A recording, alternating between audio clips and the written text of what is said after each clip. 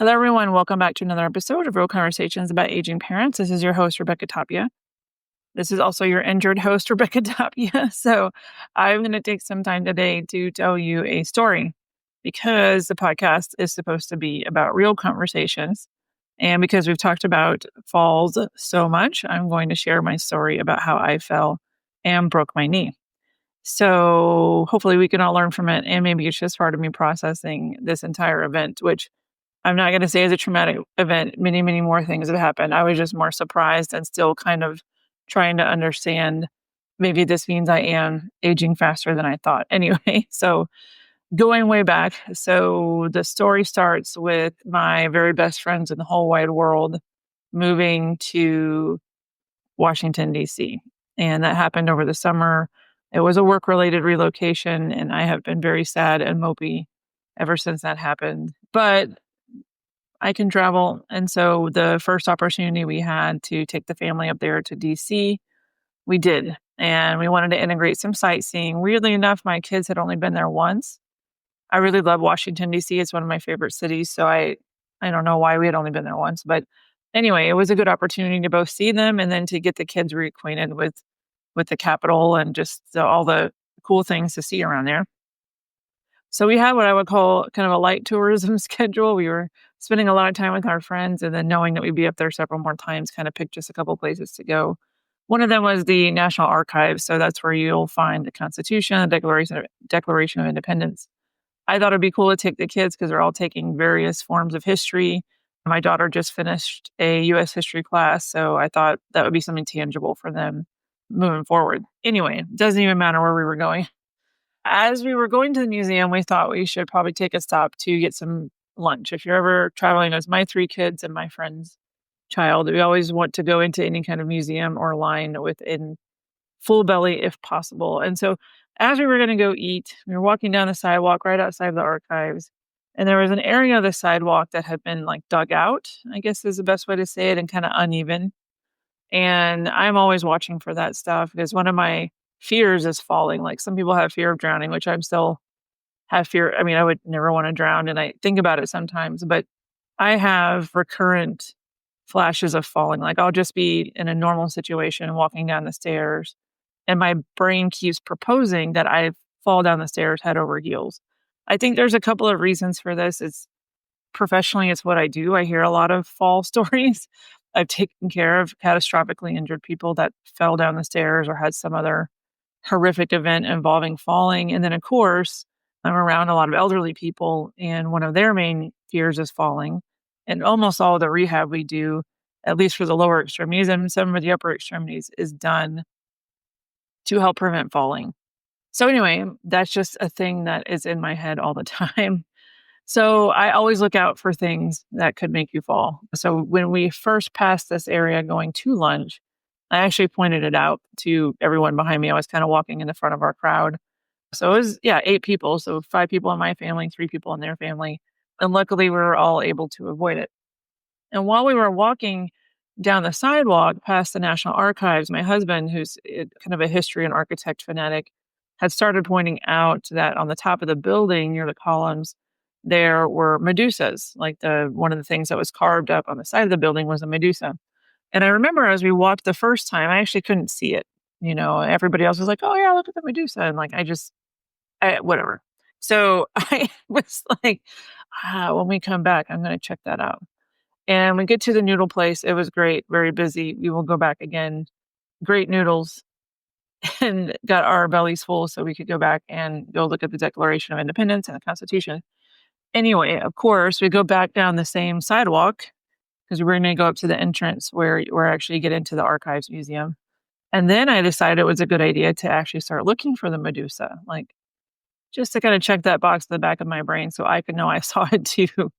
And as I was looking up at the Medusa, the next thing I know is I'm like, I don't see it.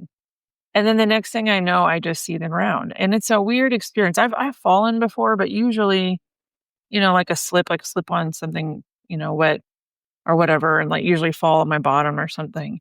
And I felt as if the earth rotated to my face.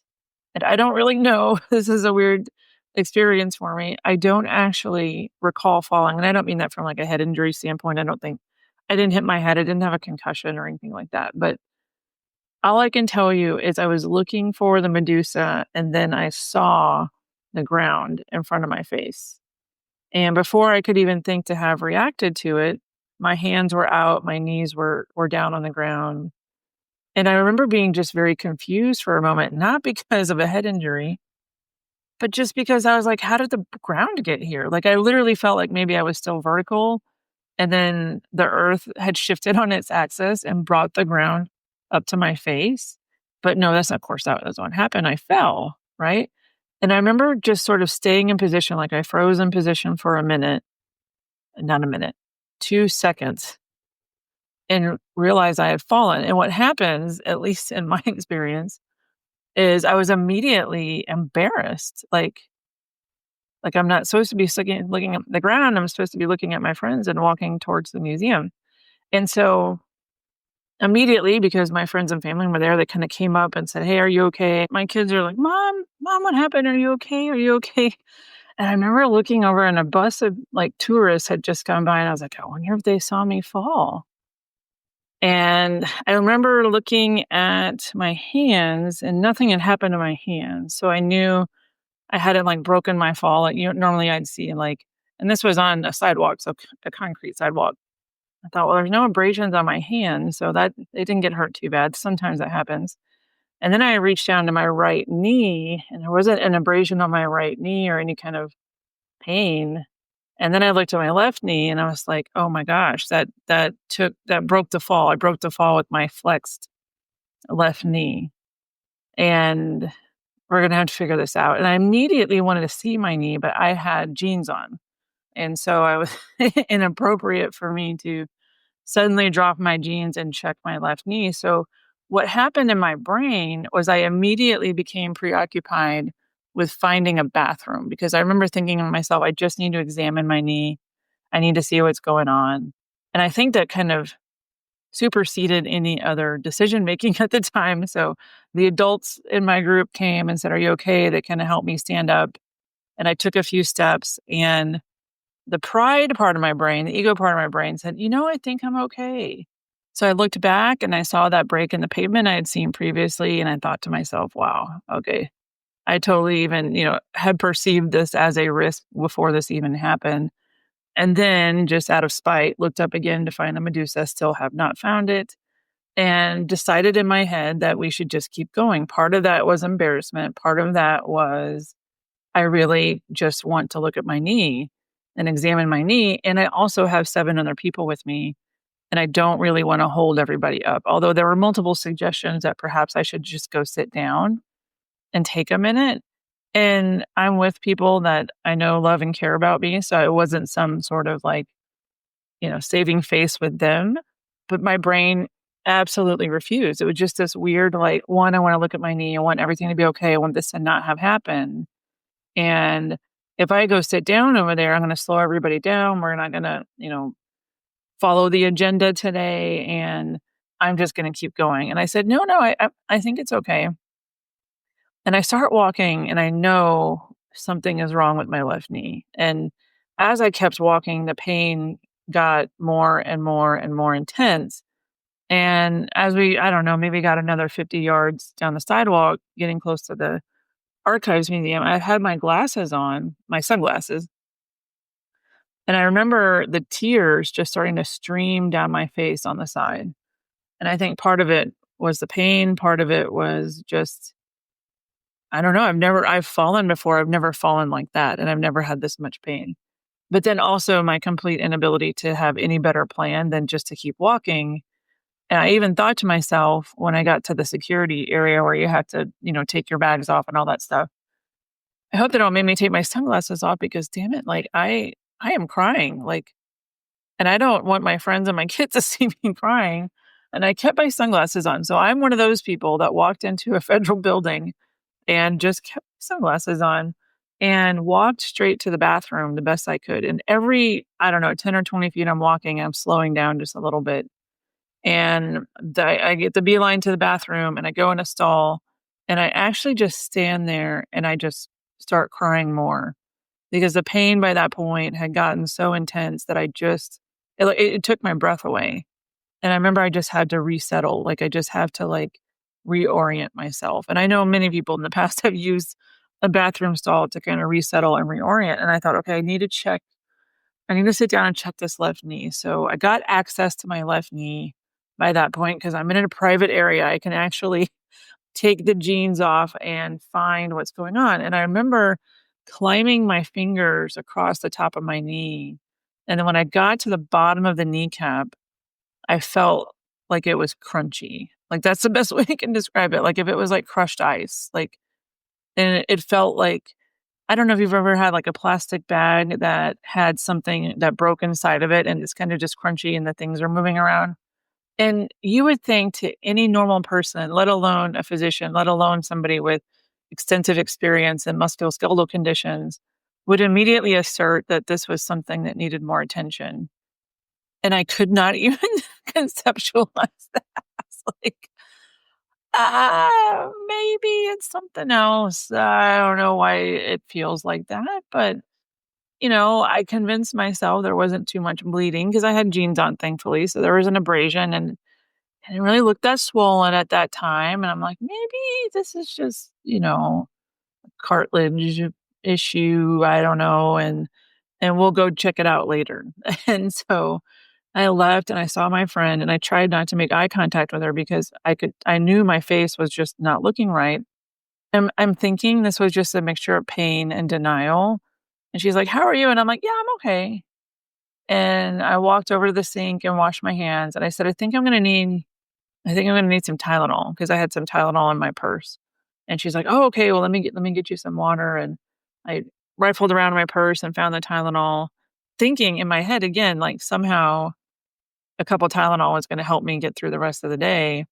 And then I took that and found some water, and I said, "Well, let's go. I'm totally fine. I'm totally good. Let's go see the declaration." And by that point, everybody had kinda already walked in, and so we were tagging along behind them, and we went to this line. And I remember there was, like, a docent that stopped us, and she told us about what we were about to see, and she kinda did the whole spiel of, like, "Welcome, and here's what you're about to see," and I could not concentrate on her. I was like, this is really hurting." And there was 4 shallow steps to get up. I mean, when I say shallow, I mean like 2-inch steps to get up into the area where the Constitution was. And I just hesitated long enough, and I'm sure my friend noticed, and she stuck her hand out. And then what I did was I got my good leg and I went up the step and then dragged my bad leg the next step. And then I kinda shuffled and then I did the same thing. And I did that for 4 steps. And I was thinking there's something I think really wrong here, like, I shouldn't need assistance to go up the steps, and then I thought, "Well, how am I gonna get down the steps now?" And I went and found my husband who was with my kids, literally looking for the Alexander Hamilton signature on the document itself, and he was really, busy talking to them about it and excited, and I kinda tapped him on the shoulder, and I was like, "I think I'm gonna go sit down." I'm not even sure he heard me, but yeah, I wasn't thinking properly, right? I just went and found a bench and I just sat down and I thought, well, they can, enjoy their time and somebody will eventually come find me or I'll text them and they'll be able to know what's going on. And as I'm sitting on the bench, I'm thinking, this is really not, I don't know what we're going to do because our car is like 6 blocks away. And I started Googling urgent care centers and trying to find some that had X-ray capabilities and who would be open. I mean, most of them are open. It was like a Saturday. And were they going to be open in the DC area? Were we going to go to the little suburb that my friends live in? And yeah, so by this time, everybody's kind of wrapping up and starting to look for me. And I told them the bench I was sitting on, and we kind of gathered. And I told my husband, "You're going to need to go get the vehicle. Like I can't go 6 blocks back to the garage where we parked it. You're going to have to go get the vehicle." And then I think people are like, "Oh, yeah, we can do that, no problem." And then by the time of course, he had to walk 6 blocks. He said it was a lot farther walk than he thought it was. And by the time he was circling back, I was like, "I better start moving now, like, it's gonna take me a minute." And so I got my 2 biggest kids and kind of used them as anchors. They're luckily both about 5'2". That's my daughter and my twin son. And then the twin daughter is also very tall and strong. The two taller, stronger kids that I had at the time, and put my arms around them, and I just started scooting. And it was probably very obvious to people around me that I had been injured, but I didn't want anybody to know I had been injured. But there's no way that you're scooting around with these two people like normally on a normal day. So I'm trying not to make eye contact with anybody. And I'm still really embarrassed and kind of in shock that I had this fall. Like, again, remember, it felt like the earth rotated to my face and now my knee hurts. That's at least my neurological experience of the situation. And I was shuffling enough that a security guard came over and said, Are you okay? And I said, no, I just fell and I need to get to I need to get to my vehicle. And he's like, and now, of course, I triggered did you fall here? Did you fall on the premises? How did you fall? And honestly, I was in so much pain. I was like, I'm fine. I'm fine. Everything's fine. I fell outside. Oh, did you fall outside? Like the building? Like I need to write an incident report. And ma'am, it really looks like I should go get you a wheelchair. And I'm like, I'm totally fine. I'm literally walking like 6 inches a second. And, we're going to get this. Like, and all I wanted to do was get out of there. I was like in pain. I was embarrassed. It was clear to me that this individual wanted me to sit down, partially for my safety and partially because I'm sure he's obligated. If he sees somebody injured on their facility, that they're going to want to get some more information. And I literally was like, no. And I was just ended up walking out. I mean, I could tell he asked me, I think 8 times because I was walking so slow past that area. It was hard for me to just kind of blow it off because it's like, have you ever seen on the Minions at the end where like the scientist is trying to leave? He's announced his retirement, but his little buggy like leaves very slowly out the top of the roof. And so I felt like I was in that little buggy, like I couldn't get out of there fast enough, literally could not get out of there fast enough. And so anyway, my kids get me out and we go down to the curb and try to coordinate with my husband. And I was standing there and I was talking to my adult friends and I said, yeah, there's something not right here. And at that point, everybody's so supportive, right? So we pile into the vehicle and I get in there very, very carefully and basically go drop them off and then go straight to an urgent care. And this would have been within the first 45 minutes of me falling. And I get to the urgent care and try to get out of the vehicle and I can't put any weight on the left leg at all. But I don't have any crutches. I don't have any wheelchair. And trust me, we're going to go back at the end of this podcast and say all the things that we could have done very differently or I could have done differently to learn from that. But again, so at this point, it's just my husband with me. And I kind of like grab onto his shoulder and then scoot over. But I'm talking like maybe 30 feet from our vehicle to the entrance of the urgent care. And I was like, I don't know if I can do this. Like, I cannot put weight on this. Anyway, so we just shuffle and I am just crying and shuffling and crying and shuffling. And then we get in there and I just sit down in a regular chair and I was like, thank God. And then my husband goes and does the check-in. God bless him, handling everything, getting my ID stuff done, insurance, blah, blah, blah. He goes and finds a wheelchair and I kind of pivot into the wheelchair. And luckily, it didn't take too long. We get put in a room. A nurse practitioner comes in, does an evaluation. And I had been talking like normal to my husband before she walked in. And then when she came in the door, I still don't know how this happened. She goes, how are you doing? What happened to your leg?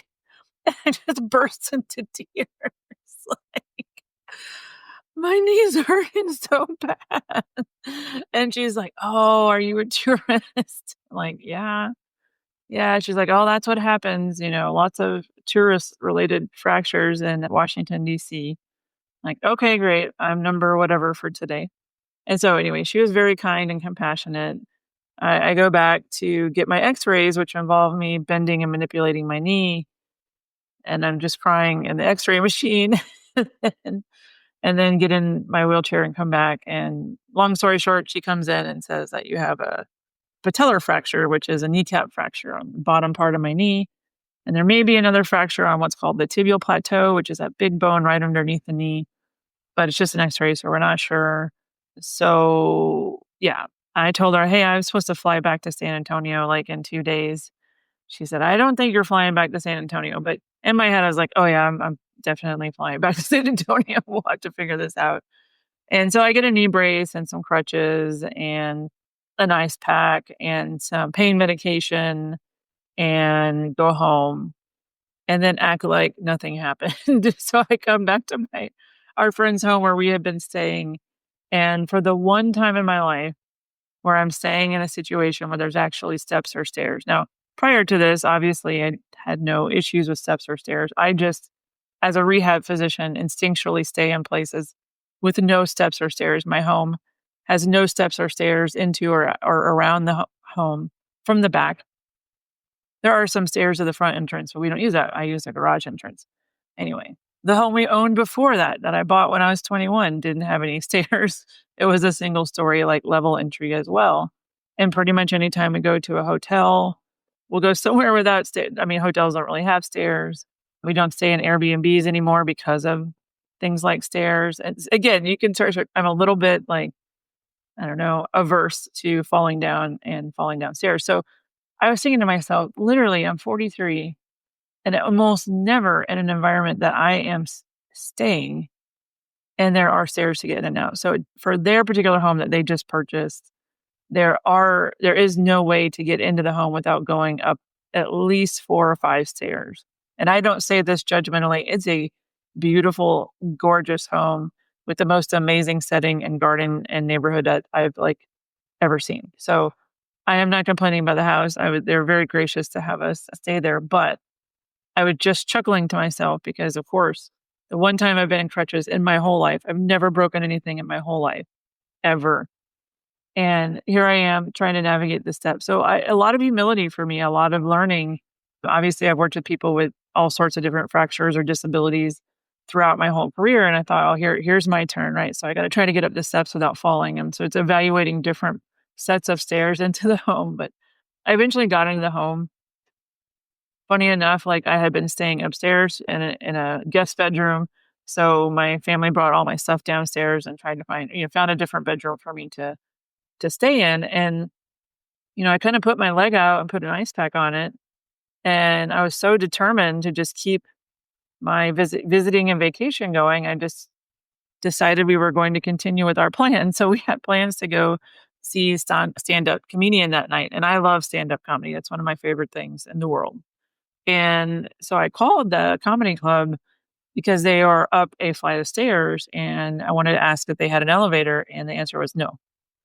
So here's my very, very brief glimpse into some excess issues of something I want to do and I can't do it because there's no elevator. So I got busy calling around all the other comedy clubs in town and found one with an elevator. So shout out to them for having elevator access, even though it was in kind of a shady back area of the business. And there's like one guy that could operate it, but hey, it worked. And I was very appreciative of it. And in fact, the comedian that we saw that night, I think, was far better than the one we had seen in the inaccessible club. So we go into this comedy club with crutches and a knee brace and an ice pack. And I just was like, you know what?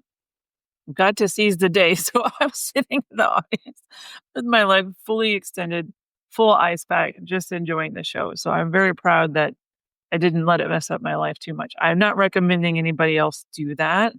I am just observing. The other thing I did almost immediately once we got back home was tell my husband to call American Airlines and explain what happened and immediately get me upgraded to first class because I was like, I am not bending this knee. I'm not bending it. It hurts really bad to bend it. So, yeah, so that happened. So that was my knee fracture upgrade to first class. Thank you, American Airlines.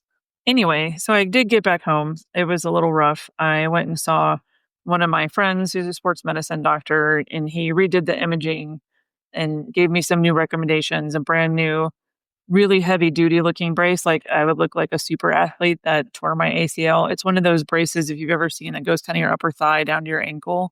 And it has this metal, strap, these metal stays on the side and a hinge, and like the fancy part where you can like change the hinge to be locked and extension, meaning you can't bend your knee or open the hinge and bend it, blah, blah, whatever. That is a hinge knee brace. There are lots of different types, but this is the heavy duty one. So I ended up in an extension knee brace, so advised not to bend my knee for 4 weeks.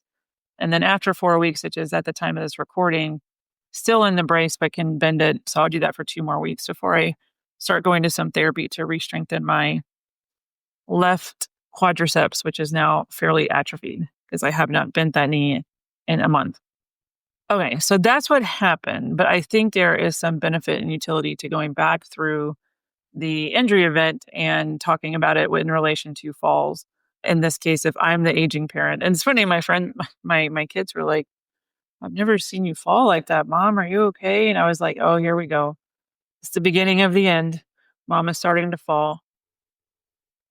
But anyway, so let me talk about some factors related to how I actually fell in an attempt to review and reinforce some of the lessons that we have talked before about falling.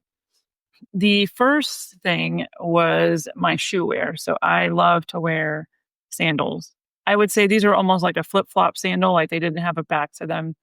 I love wearing them. It's freaking hot these days. And so I don't like wearing, I know, heavy socks and tennis shoes if I don't have to. I had thought that morning we were going to be walking a lot and perhaps I should wear the tennis shoes I brought with me, but no. I had a new pedicure. I was really proud of it. It's like a light purple, very, very fun. And I don't know. I was like, I'm just going to wear these extremely cushioned and comfortable sandals. So part of it, I don't know that this would happen with the tennis shoes or not. What happened was as I was walking, because there was a break in the pavement, as my foot hit the break in the pavement and it swung forward, then it's the front of my shoe that caught and then caused me to fall. So basically, if you want to get really technical when you're walking, you're basically swinging one leg forward in an alternating pattern. And so when I went to swing my left leg forward for that part of the gait, it got caught in this irregular area and my knee couldn't progress forward. In fact, my knee flexed and I just fell down on that left knee. So that's what actually happened. So I've thought about it. If I was wearing tennis shoes, the tennis shoes are not nearly as high and cushioned as my sandals. It's possible, like with a smaller cushion area and the lower profile of the shoe, maybe I would have cleared that. I don't really know. I'm going to put that in the I don't know bucket. So that was number one. Number two, to prevent injury, good thing I was wearing jeans, even though it was really hot. I'm not any condition to be wearing shorts these days. I have very pasty white skin. And so I'm not going to embarrass my family by wearing shorts. So I was already wearing the jeans, and I'm really glad I was, because if I wasn't wearing those jeans, because even with the jeans, there was already an abrasion and some bleeding through the jeans. So if it had not been there, I think I would have been dealing with a fracture plus a lot of skin related issues. And that can be really dangerous because the more that you have skin break over the area of the fracture, the higher risk the infection would be. So if you did develop an infection, you do not want the infection going towards the fracture because that bone is less protected too. Now, if there had been bone going through the skin, that's called a compound fracture. That's pretty much an emergency because not because the fracture is going to, do anything immediately. The emergency is that you've taken the outside world and now exposed it to fractured bone. And bone is very, very prone to infection because it has very little blood flow. I mean, think about it, right? It's a bone. There's a tiny little network of blood vessels going in and out, but unlike organs like the liver, which is all blood vessels, and the kidneys, which is almost all blood vessels, your bones are dry. Like there's just a little bit going on. And so if you have an infection setting in the bone, that is extremely hard to treat, can lead to multiple surgeries, sometimes amputations, because the infection is very hard to treat once it gets in the bone because there isn't a lot of blood exchange, meaning you can't bring antibiotics to the area and then clear out debris and waste from the area as quickly as you can in other areas. So anyway, I digress. So the good thing is I was wearing jeans, so that I think very much protected my skin. The other factors that contributed to the fall was I was distracted. I mean, I was clearly distracted. I know exactly what I was doing. I was talking and I was looking for the Medusa, which I never found. So if anybody is in Washington, D.C., wants to send me a picture of it, it's on the side of the Archives Museum that has the road that goes to the intersection where the noodle shop is. I hope that's specific enough. But Yeah, so I was distracted, and I am normally, as you can imagine, because when we walk there, I noticed this hazard, pretty aware of breaks in pavement and things like that that are, can challenge your balance or make you fall. So I was distracted. That's what happened. I wasn't even looking down. I know for sure exactly where I was looking, and I was very ironically thinking, "What a beautiful day to be here with these beautiful people." And looking at this beautiful architecture, and I was just so happy to be with my friends that I missed so much, and I was just kinda having a good moment, and then that's when I said the earth rotated towards my face, or I fell. And so I was distracted, that was another thing. I was not drinking, it was only lunchtime, there were no margaritas involved, but, of course, if that had been the case, or cold medicine, or anything that would have made it difficult for me to gain my balance, I think that would have been something to think about. I was tired, I mean, anytime I travel, I'm tired, I don't sleep well really in a, outside environment. Like, I don't sleep well in environments that aren't my home. So maybe that was a slight factor for it. What else? One of the things that probably increased my risk, and it's not like you have control over this, is I only broke the fall with one limb. If you fall and you're able to mid fall, make sure you fall on all four limbs. It's all about distribution of weight, right? And so if all of the weight is on one flexed knee versus distributing the weight over your palms and both knees, that's a different situation. So the more singular number, or the lower the number of impact points, is if it's the same weight distribution, the higher the force on that joint. So falling directly just on one knee or even one outstretched arm. So if you see people trip that they don't actually even make contact with their legs, they just put their arm out and then they fall directly on that arm. That's actually called a foosh, fall on outstretched hand. So I didn't foosh either. And that, by the way, that tends to break kind of like your wrist, sometimes your humerus, which is the upper part of your arm. Interestingly enough, my mom, I don't know, 10 years ago, went to Washington, D.C. for a conference, and her husband dropped her off to go to the conference, and it was a little bit wet, and she slipped and fell and broke her humerus in the same city. So now my mom and I are in the went to DC, broke something club. And I just thought that was interesting because she's also never previously broken a bone. And I was thinking to myself, wow, I really have broken more bones than my grandmother, and she's like going to be 93 this coming year. So I don't know how that's possible, but thank God, because I don't want her to break any bones either. Let me go over some other aspects of this. Being stubborn probably made this worse. I probably could have been better off if I had offloaded the limb immediately. It was clear to me something was very wrong. And for all the reasons aforementioned, whether it's pride or just being preoccupied with wanting to examine the knee or just wanting to get out of that situation, I think if I had been able to just sit down and breathe and take a moment and think and allowed that for myself, even though the people around me were already suggesting that and clearly supportive of allowing that, maybe I wouldn't have walked on it so much. And I've thought about that because the time between falling, and me getting into a urgent care, there was a lot of walking, and that was weight bearing. What I now know was a fractured knee, fractured in two places. So the ended up being that not just a patellar fracture, but a fracture also on what we call the tibial plateau, which is that really big bone right underneath it. So I had two fractures on that knee, and the fracture of the patella or the kneecap wasn't just like a hairline fracture. It was what's called comminuted. Comminuted is like shatter, not shatter like in a million pieces. The bone itself is very tight, so it's just like if you think of like glass, like, and it kind of cracks in a bunch of different directions. That's what the kneecap had. Luckily, the kneecap all stayed broken all those directions, but they were all still affixed. So thinking like pottery, all the pieces were still put together. There weren't pieces that like went everywhere and started floating around. And so it's shattered, but only in, still staying in place. So that's what's called a non-displaced, which means the pieces haven't moved. Comminuted, which means like shattered or multiple pieces, patellar fractured. And so, anyway, I don't know if that was made worse by me being stubborn and continuing to walk on it. Obviously, can't change that now. So that was another thing I would think about. And The management I got in the urgent care, I am going to be careful about talking about this because I'm not trying to disparage any specific provider or urgent care, but I'm just going to tell you the difference between the treatment plan prescribed at the urgent care center and then the treatment plan prescribed by my physician when I got home are two very, very different things. And I'm not saying this to scare you, but I just want to be real to real conversations, right? About maybe giving some pause when you think things don't sound right.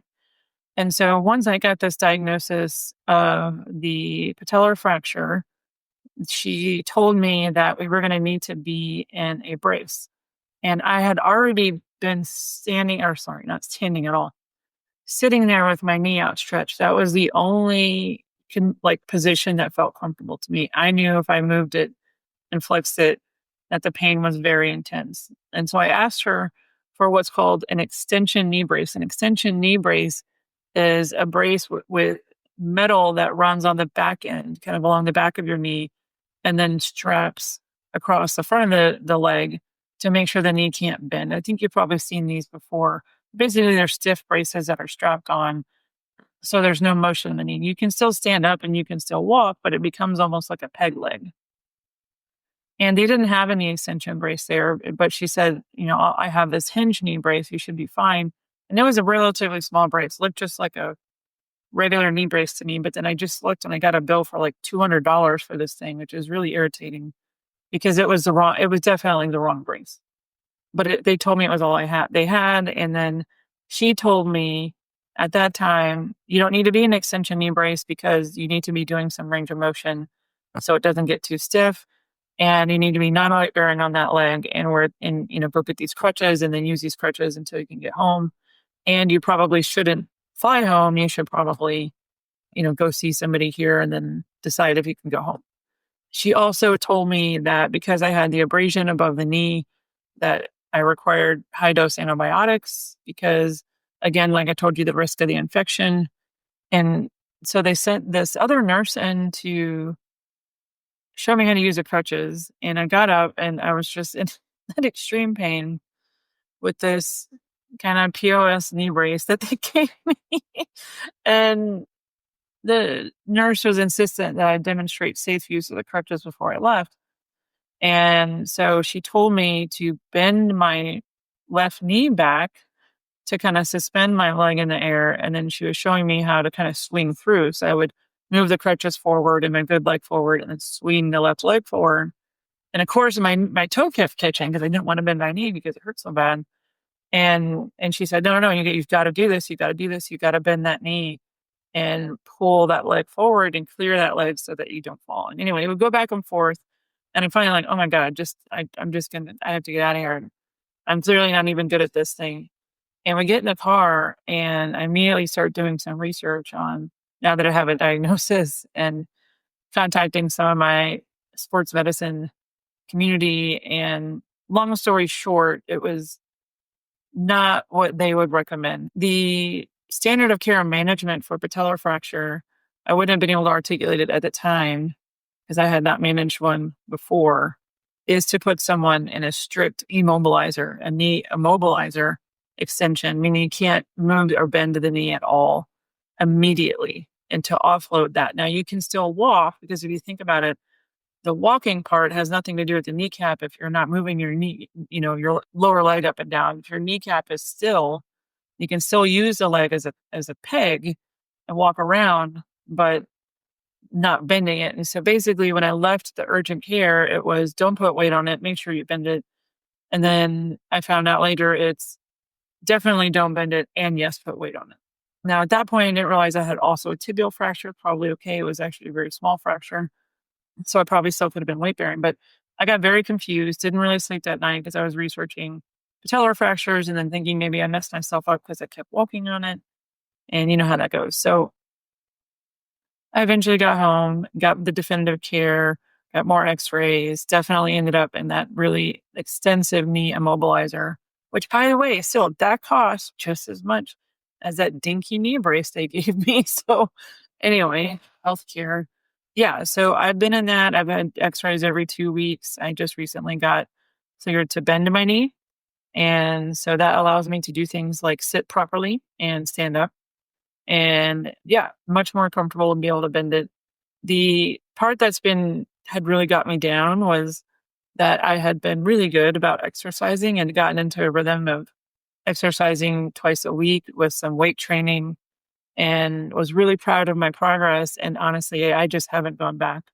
Part of it's because the kind of weight training I do requires you to use your legs. And of course, in my head, I was like, oh, I'll keep my upper body going. And I just been down. Like it just feels really disruptive. And I feel like such a whiny baby. There are way worse outcomes than a non operative, meaning no surgery required patellar fracture. But yeah, I just been really, really down about it. And I talked to my primary care doctor, not about the fracture, just it's very disruptive. It's hard to drive, right? It's hard to walk. You think you want to do something, you got to decide, well, okay, well, I can't bend my leg. So I'm just being crybaby. But like, I went to my doctor. I was like, oh man, I know it's temporary, but this is a lot. And he gave me some great advice. He's funny. He kind of stops and like pushes his chair away from the desk and he gives me a little lecture each time, different topics. And he said, you know what, Rebecca, if you had the best Beverly Hills surgeon in California, they were going to do the best plastic surgery on earth. And you were so excited and so looking forward to it. And you go get that surgery. And I'm like, what is he saying? Like, does he think I need plastic surgery? Like, what is this analogy going? And that's how it is with him. You just have to wonder where the analogy is going to end up. And he said, how many chances does that patient have to heal? And I was like, oh, twist, curveball. And I said, one. And he said, yes, you have one chance to heal an injury. And your primary focus and all the things you do should be focused on healing this injury correctly the first time. Because of course, he and I both know if you don't heal it right the first time, you re-injure it, whatever, then all the options come back on the table: surgery, disability, pain, chronic pain. And so I really appreciated that. And I love my primary care doctor. He says things like that to me. And I am a person that needs things like that to be said. And so that stuck with me because I told him I had lost a couple pounds. And I was like, in the ER, I was like, yeah, just sarcopenia, which means my muscles are wasting. And he's like, stop, stop, stop, stop, stop. Like, what built up your muscles before. You can do that again, right? We already know how you built up your muscles, but we know that we have to heal this fracture completely the first time to make sure it doesn't turn into a more chronic issue. And so I know you're right. And so anyway, I thought that piece of advice was really helpful. I think that pretty much covers the entire experience of having a knee fracture. I hope I don't have that experience again, but I hope my experience to be helpful for you. Let me just go over a summary of some of the insights from it. One, walking and falling happens. And so if I'm 43 and I fall as a tourist, then if your aging parent is 80 and falls, I mean, people fall. And as I think I shared before, even when I was like the chief of a rehab unit and we had people paid to sit next to the bed so the person wouldn't fall, we still had falls because the person could roll out the other side before the other person catches them. So there are no zero fall environments. And in fact, a lot of zero fall environments have many, many other problems. That person's not walking immobile. So then you have the immobility issues too. I will say on a side note, what's been really funny is I am pretty much an introvert, maybe an ambivert. I don't know, but it has opened up so much small talk in my life. It's like the fracture that keeps on giving. I can't go many places without people asking me what happened to my leg, which is fine. I understand. I'd be curious too, because the brace is so impressively large, and extensive. And so I was getting my tire changed the other day, and the guy at the cashier area was like, "Can I ask you what happened to your knee?" And of course, what am I going to say? No, you have something to hide. And I said, sure, which is a funny response because then he goes, well, what happened to your knee? And I said, I fell. And if you just say that, if you just enjoy awkward pregnant pauses, there isn't much more after that. And he said, oh, I thought you would have hurt your knee like playing sports or something. And then I was like, wow, I don't look like somebody that plays competitive sports at this age, but thank you. I think you're just trying to be nice." And he's like, "Ah, did you," this is how all the conversations go, "Did you have surgery?" "No, I didn't have surgery." "Oh, well, I hope your knee gets better." So, I probably had, like, a similar conversation 20 or 30 times. And I have noticed, because I work in traumatic brain injury, where we call it the, not visible wound, like you have headaches and some confusion and balance issues after a head injury, but you don't wear a brace on your head. If you break your knee and wear a brace, and the whole world wants to open the door for you and make you comfortable. And so I always remember that, working at the VA for so long, that PTSD and brain injury were always considered silent suffering. And, we've had even patients that have asked in the TBI world if they could have an amputation, even though they had a healthy limb, so that people could perceive them as troubled or disabled or otherwise hurting, even though it wasn't available on the outside. So that's me starting to connect. Oh my God, all I did was fall and break my kneecap, and the whole world recognizes that. And then they're like, "Oh, that must be painful. Oh, let me help you with this." And it's and my patients, oh my God, I forgot to mention that. Hilarious. I had never had this experience before. We are bonding. So I break my knee, and I go in and I see patients that broke their hips and their knees. And so they're like, "Look, we're in the same club. We can do this." And then some of my patients with cognitive impairments, they're very forgetful. And so every time I walk in to see them, I'd be like, "What happened to your knee, Dr. Tapia? Are you okay?" So I had to keep explaining to these certain set of cognitively impaired people what happened to my knee.